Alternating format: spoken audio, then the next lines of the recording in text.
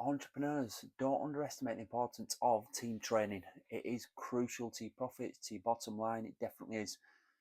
Team training, even if you're a two-man band or anything like that, don't underestimate the importance of you passing on knowledge and upskilling everybody in your team. You've got to make sure. I mean, it links back to that old saying, doesn't it? You're only as strong as your weakest link. That type of thing. So, if you've got a team of 10, you've got to think to yourself now that there's nine other people in that business, and especially if you're customer facing, if you're belly to belly and that type of thing, if you're a traditional bricks and mortar building, or a lot of your business is done, when you're actually speaking to people rather than just 100% online. So you've got to make sure that you're definitely training them up really, because you could be the best, especially if you're doing sales. You could be the best closer. Then your second team member could be the second best. But imagine when you get to the end, it affects your results. And again, I bet if you break it down, it'll link back to Pareto's principle 80-20. 80% of your profits are likely to come from the top 20% of the people. So you've got to make sure that you're continually training and upskilling your staff and yourself really as well. I remember one of my great mentors saying to me, and I think it was he probably got it from somebody else, but it was good. Um, Imagine training somebody and then they leave, versus imagine not training them when they stay. So it's a really, really good one. That so obviously, me being a martial artist and building a successful martial arts school, karate school, you've always got that worry that if you're passing on everything to your black belts as they're coming through, to your instructors, they could easily just go and open up down the street.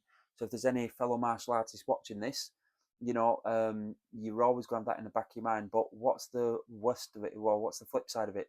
The flip side could be that you don't train them up, or you only train them up as minimally as possible.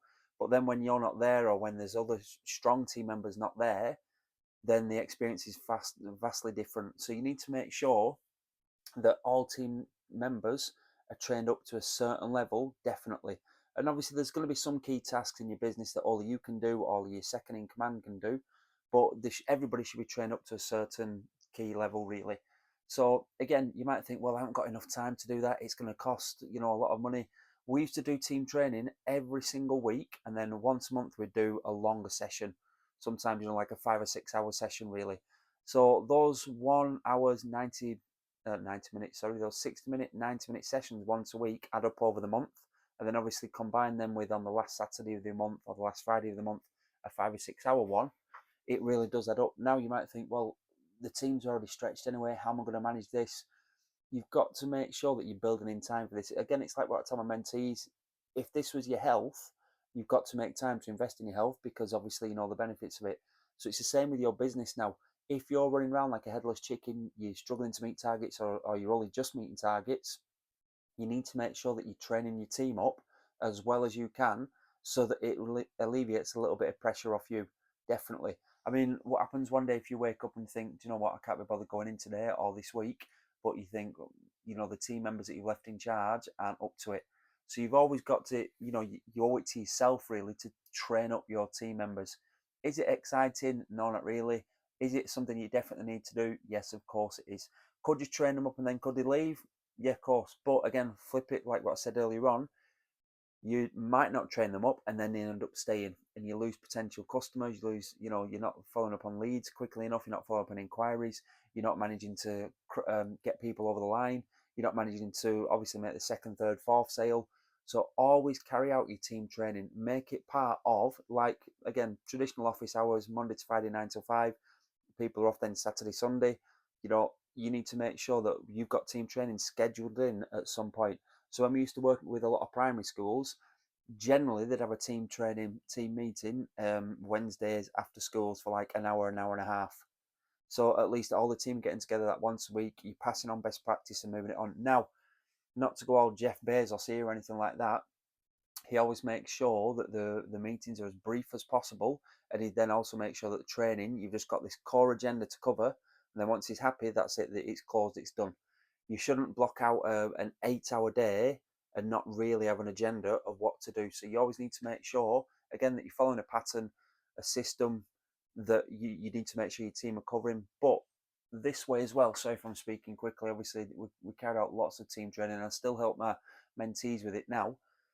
if the team training schedule is 4 weeks, 6 weeks, 8 weeks, 10 weeks, whatever, it's a block. You need to make sure that at the end of that 10 weeks, you then start back again at week one and work through it again. Okay, and then once you get to that 10 week again, you start back at week one, because we're all humans. We have a tendency to bring in bad habits and drop the ball and obviously get into our own ways. So you need to make sure that once you've finished, you go back to the start and go over it again.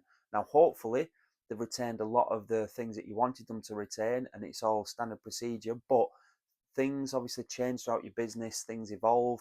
There's only one constant in business and life, and that's change. So your team training that you did on week one 10 weeks ago might need a little bit of tweaking, might need editing.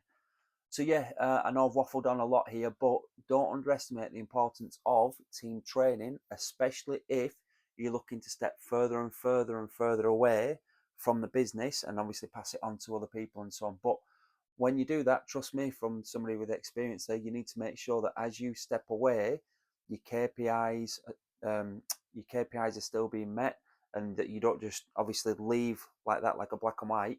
You need to make sure that you're taking a step back, gradually, but also making sure that the business is still continuing to grow. I hope that helped somebody. And again, just to finish with that, again, what one of my great mentors said: imagine training them and then they leave, versus imagine not training them and they stay. I know which one I'd rather have all day long. I hope you like this video. Please subscribe to obviously our YouTube channel. We cover videos on mindset, business and wealth, and especially for any property investors watching this, or any martial arts school owners, there's lots of videos on there for you as well. Good luck and all the best. Keep working on this mindset. Take care, everybody. Good luck.